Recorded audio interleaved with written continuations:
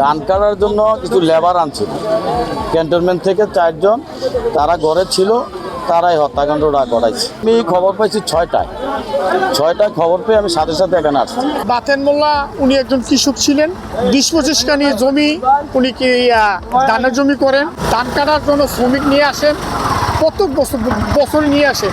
কিন্তু আজকে শুনলাম ওনার ওয়াইফে নাকি ওই ধান কাটার যে শ্রমিকরা নাকি স্বর্ণ অলঙ্কার টাকা পয়সা মেরে নাকি তার নিয়ে যান।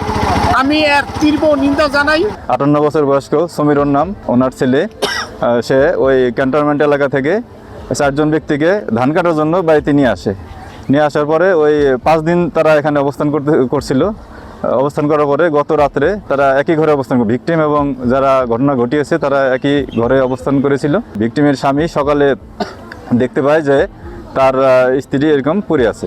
অনুসন্ধান করি, সেটা জানতে পারি যে তার 4 জন ব্যক্তি তারা এই মহিলাকে হত্যা করে, তার কিছু শরীরে কিছু স্বর্ণের জিনিস ছিল, কিছু টাকা পয়সা ছিল আর কিছু কাগজপত্র তারা নিয়ে আসামিরা পালিয়ে গেছে।